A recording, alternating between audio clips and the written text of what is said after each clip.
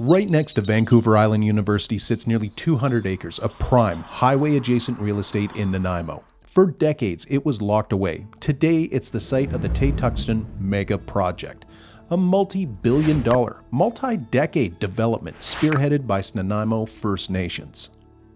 The development includes residential housing, a commercial center focused on innovative Indigenous entrepreneurs, parks and green spaces, and a highway commercial zone that could feature restaurants, gas stations, and even possibly a hotel and casino.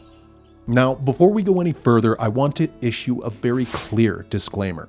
The history of this land is deeply sensitive, and the return of these over 194 acres to the Snuneymuxw people in late 2025 was profound and long overdue historic milestone. My goal today is not to critique the nation's sovereignty or their right to develop their land. I'm here to analyze the urban planning, the infrastructure data, and the market trends to answer one specific question: how a massive mega project right in the middle of town is going to affect your neighborhood, your quality of life, and the bottom line value of your home.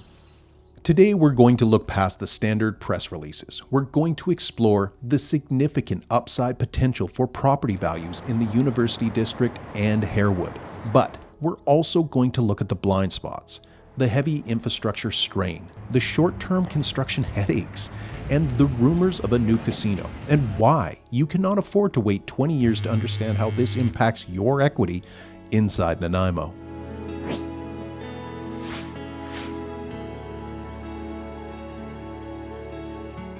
To understand where we're going, we have to look at the starting line. Despite having a population in the thousands and being a foundational presence on the coast, the Snuneymuxw First Nation has historically been confined to the smallest per capita reserve land base in British Columbia. And for generations, the nation was starved of the very land needed to house its people and grow its economy. A large portion of this specific 194-acre site carries a tragic legacy. It was once the site of the Nanaimo Indian Hospital, a place of severe trauma for Indigenous communities. But in October 2025, after years of negotiation and a $42 million federal settlement, this land was formally returned. The Snuneymuxw leadership, led by Chief Mike Wise and managed through their corporate arm, Petroglyph Development Group, immediately laid out a master plan. They're not just building a few houses, they're building an entirely new urban center. Now, we need to talk about the commercial aspects of the Tuxton project and address some of the speculation currently dominating local coffee shop conversations. As of today, early May 2026, the Snuneymuxw First Nation has not officially announced any plans to build a casino on the Tuxton land. However, as a real estate professional, it is our job to analyze the market data, corporate acquisitions, and zoning behavior to forecast where a neighborhood is heading. Over the last few years, the Petroglyph Development Group has built an absolute powerhouse in gaming and the hospitality sector. They acquired Casino Nanaimo right here in downtown Nanaimo. They acquired Elements Casino down in Victoria. And in a massive move, late last year, they acquired River Rock Casino Resort in Richmond and Chances in Maple Ridge. The Snuneymuxw Nation is now the largest Indigenous-led casino operator in British Columbia. Currently, Casino Nanaimo is situated on a highly concentrated downtown lot with zero room for expansion and limited parking. Meanwhile, right now, this very week, with a deadline of May 9th, 2026, members of the nation are voting whether they will formally designate 102 acres of the Tuxton lands for commercial and entertainment leasing. When you combine a 102-acre entertainment district adjacent to a major provincial highway with an ownership group that controls the region's major gaming assets, the market speculation practically writes itself. And that leads us to what I like to call the proximity paradox. If you live in Harewood or College Heights like I do, or the University District, you need to hear this. The standard real estate pitch is that living next to a multi-billion-dollar development is pure, unadulterated win for your property value.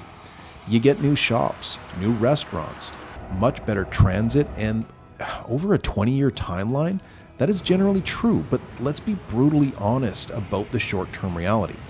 Living next to a mega project is not a walk in a park. We are looking at a decade or more of heavy machinery, pile driving, dust, and significant road closures.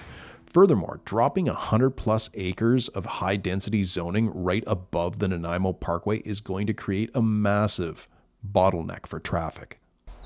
The City of Nanaimo's current transit, water, and road infrastructure in that quadrant simply strains to support a project of this magnitude as it stands today. That means extensive, disruptive, and highly expensive municipal upgrades are coming to 5th Street and Nanaimo Lakes Road. There will likely be complex negotiations between the municipal government and the nation over the cost of these upgrades. Now, this is the paradox. In the long run, your home's value will increase due to new amenities, but in the short term, your quality of life might take a hit due to the construction. Now, if you're a homeowner who values peace and quiet and you don't want to live next to a construction zone for the next 10 to 20 years, right now might be the strategic time to sell at a premium and relocate to a quieter part of the city like Cedar or North Nanaimo. Oh, well, maybe not North Nanaimo, as the Woodgrove area plan will soon be implemented. Actually, you can learn about it by clicking the link up above. We just did a recent video on this. Now, back to my point.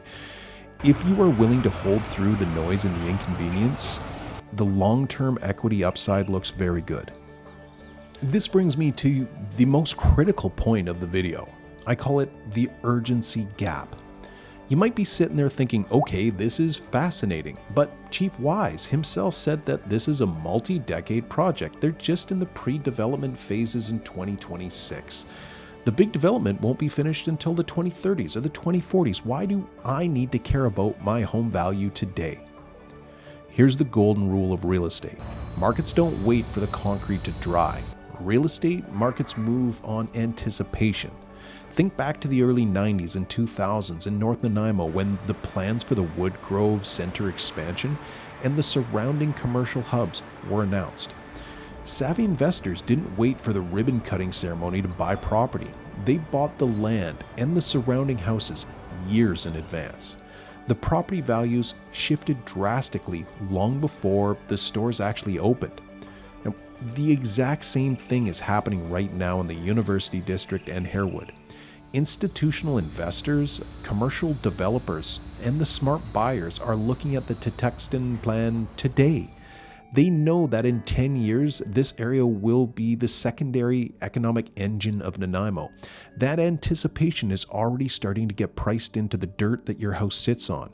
If you wait until 2035 to figure out what your home is worth, you will have missed a decade of strategic financial planning. The return of the lands is a monumental chapter in Nanaimo's history. It is a powerful step forward for Nanaimo Nation and a catalyst for the most dramatic urban shift this city will see in our lifetimes. Whether we see an entertainment district, thousands of new homes, or a sprawling commercial hub, the reality is that Nanaimo's center of gravity is trying to shift south.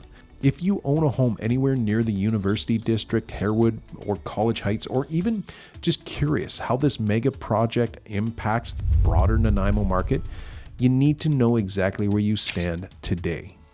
Reach out to me directly. My contact information is down in the description below. I'll provide you with a comprehensive, no-obligation current market analysis of your property. We will sit down, review the recent comparable sales, factor in projected infrastructure changes, and build a strategy that protects your equity. Now, if you found this deep dive valuable, please hit the like button or subscribe to the channel for more unvarnished local real estate truths.